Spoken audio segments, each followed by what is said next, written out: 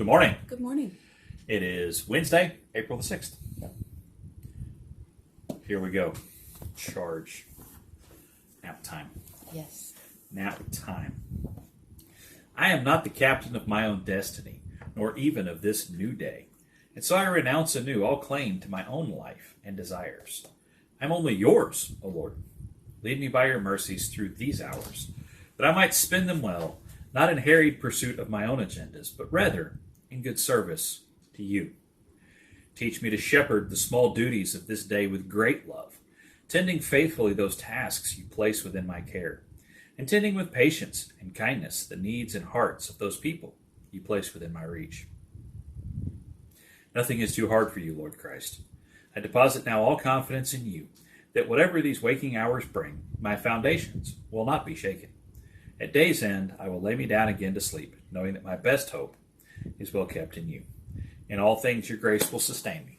Bid me follow, and I will follow. Amen. So today we're going to talk about creativity. Yes.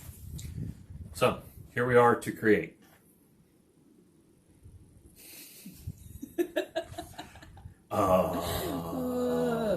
And everybody locks up.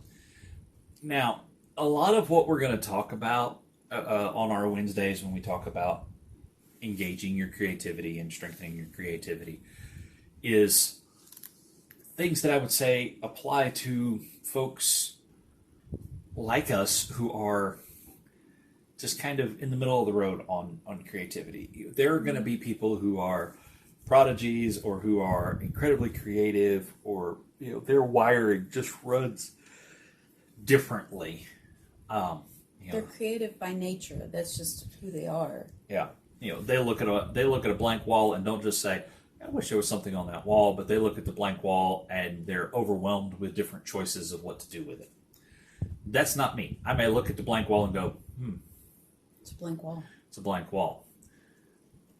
And then my creativity, 9 times out of 10, will start running into functional ways. It's like, oh yeah, these are all sorts of reasons why we should leave it a blank wall. Or, look, a blank wall. A bookshelf can go there. A bookshelf can go there. How many books can we stack against that blank wall? So that's kind of where we are. You may be somebody that you're like, it's a blank wall. You know what I could do? I could paint that wall floor to ceiling with a mural depicting, the entire history of the Anasazi people, or not the Anasazi, the ancestral Pueblo people, and track all of it and be this great memorial wall to folks that I've never met. Great, that's not us. So when we talk about creativity, a lot of our discussion will be a little more on the practical side. It'll also be a reminder that we're all made with some aspect of creativity. So it'll be exploring, what does that look like? What is creativity? What does it look like to be creative? And how can we maybe redefine it a little bit and not feel like, well, I'm just not creative like that just because we can't see a mural on a blank wall, or just because we can't hand make all sorts of things or whatever. Just kind of exploring other avenues of creativity and what it looks like to be creative, whether you're artistic or not. Right. So today I have a deck of cards. Now, oh wow, these have never been shuffled. Either somebody sorted those. Those were, I think, used. They might have been one of the decks used in okay. 2-deck. Yeah. Okay. That explains why. 2-deck game of something, and we had to sort them out, and so. Okay, so that's why they're all in order. Anyway, deck of cards. Now, one of the things, the idea here is to raise this question of, it's not a bad thing if your creativity builds off of something that's already there. So, hey, look, it's the 3 of clubs. It builds off of something that's already there. So let's say that the instruction or the challenge was come up with a game for a family to play. and create a new game. Now, some people would then look at a table and go, okay, well, I'm just going to start afresh. Let me start roaming around the house and gathering bits and bobs from around the house and create a game from that. And even so, you're still working from something that's already there. Okay, you take, and here's a cone, and here's a this, and here's a that. Other people, your creativity may work well. You take a deck of cards and you go, okay, we've played spades or hearts. How can we modify that? What can we do to take what's already there and create something new? Or you want to do a magic trick. How frequently is the opening of the magic trick? Pick a card, any card. Pick a card, any card. Oh, not that one. Screwed up the whole thing. But but anyway, so you're talking, using the things that are already there and being okay with that, as opposed to going completely off the wall. And so you might take and say, okay, well, here's this that I like. Here's how I want to build on it, or here's how I would change it, or here are the pieces that are available.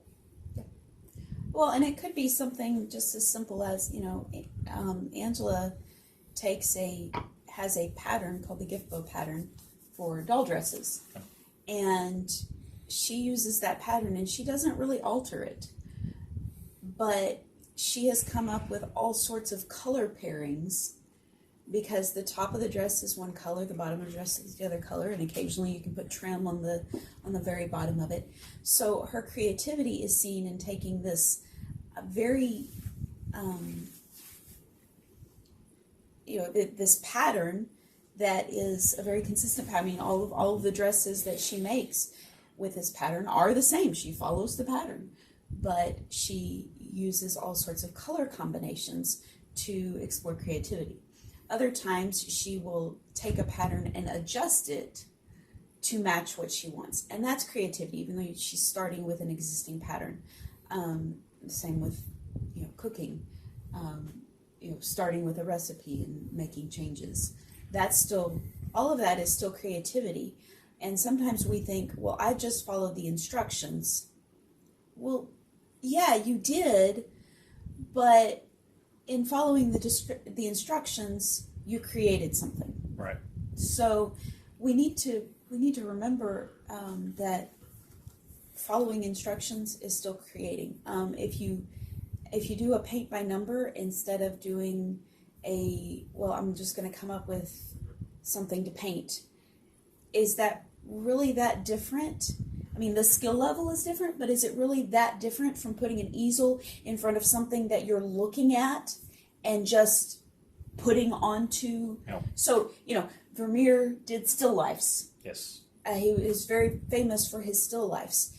Yes, he had the ability and the talent to look at something and then paint it, but was he automatically more creative than somebody who looks at a pattern pre-printed on the canvas and paints it? Not necessarily. He's just seeing it in life instead of on the canvas. And one of the things that you find in the art world these days is how valuable the sketchbooks of some of the great master painters are now considered. And what you find that many of them, except Vermeer, tended to, there's this sketchbook, there's, when you x-ray and do a lot of non-invasive multi-layer light examination of things, even like the Mona Lisa, like the Mona Lisa, you could see corrections and adjustments as the layers are built on. And Vermeer's is actually, there is a suspicion, because he didn't have sketches on his. There's no sketches. There's no pencil markings. It looks like Vermeer just walked up to a blank piece of canvas and painted a perfect potato. I mean, just amazing. There are suspicions that his relationship with Anton von Leeuwenhoek, who was one of the originators of the microscope, did a lot with lenses, that their friendship led to Vermeer having an advanced form of what's called a camera obscura that actually enabled Vermeer to set up and take the image of what he had in the real world and through light and lenses actually put it on the canvas and then paint it. He had an overhead projector. It's the same thing that that Baptists have used for 50 years with overhead projectors, where you take a transparency of the VBS backdrop and you broadcast it on the wall, and then you draw it. You draw it, and you trace it. And that's what they think. That's what some experts think that Vermeer did. Now we consider him a master. It's a masterpiece. But the thing is, don't restrict yourself.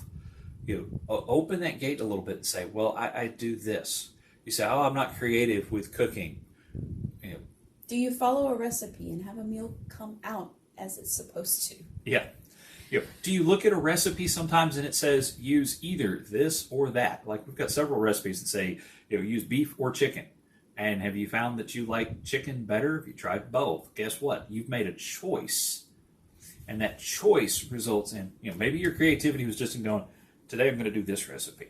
But take the little steps that lead into it. And don't be afraid. Don't kick yourself because you started small or started with what was already there.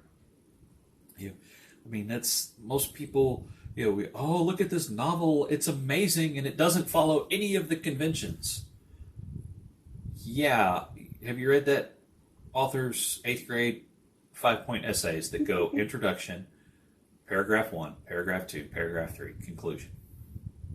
Well, look at this brilliant scholar who's able to present all these things. Did you ever go back and read her dissertation? Guess what it does? It follows the exact same pattern. Every humanities dissertation ever.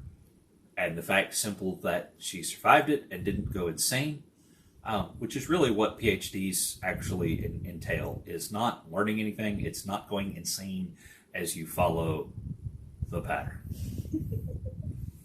So, build on what's already there. Maybe use component parts. This is a card game. Back to our card game. Mm-hmm. These are the rules of spades. Well, let's subtract this rule and add this rule and come up with something different. There's a game that we've played sometimes as a family called Tripoli that's actually a mixture of 3 different card games. Mm-hmm. Somebody sat down and went, well, I don't want to play that one. I don't play that one. Well, I want to play that one. Well, I don't play that one. So somebody else sat there and went, okay, well, we'll take this rule, and then we'll take that rule, and then we'll take that, and combine it together. There's another game we play that has little tiles that you form patterns in. It's essentially a variation of the card game Rummy. It's called Rummy Cube. You don't use cards, but it's the same game. Oh. With a few variations in the rules. So, those things are creativity, and so grab that, use that, make that twist. Say, hey, I've realized I like this. This helps me show me through it. All right, I'm good with that. You good with that? I'm good with that. Okay. We don't need that Bible for that. We want this Bible for that, don't we? We do. Psalm 19. That have us forbidden. Sorry. I'm sorry. For the choir director, a Psalm of David. The heavens declare the glory of God, and the expanse proclaims the work of his hands. Day after day they pour out speech. Night after night they communicate knowledge. There is no speech, there are no words, their voice is not heard. Their message has gone out to the whole earth, and their words to the ends of the world. In the heavens he has pitched a tent for the sun. It is like a bridegroom coming from his home. It rejoices like an athlete running a course. It rises from one end of the heavens and circles to their other end. Nothing is hidden from its heat. Psalm 19, 1 through 6. Who that is.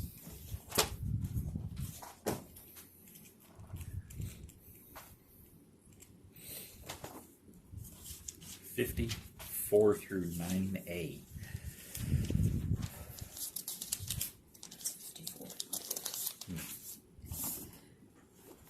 The sovereign Lord has given me the capacity. Oh, this is Isaiah, by the way. Isaiah 50. We just said the number, Sorry. not the word. The sovereign Lord has given me the capacity to be his spokesman so that I know how to help the weary. He wakes me up every morning. He makes me alert so I can listen attentively as disciples do. The sovereign Lord has spoken to me clearly. I have not rebelled. I have not turned back. I have offered my back to those who attacked, my jaws to those who tore out my beard. I did not hide my face from insults and spitting. But the sovereign Lord helps me, so I am not humiliated. For that reason I am steadfastly resolved. I know I will not be put to shame. The one who vindicates me is close by. Who dares to argue with me? Let us confront each other.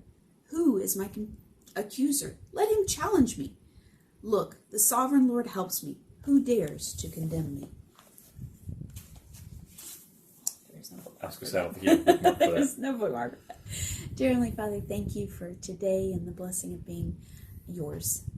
Pray that we will go through the day well, and I pray that you will show us ways that we can create and explore the personalities that you've given us. In your holy name I pray. Amen. Amen. Bye-bye. Bye-bye. Alexa, turn off the ring light. Turn off the ring light.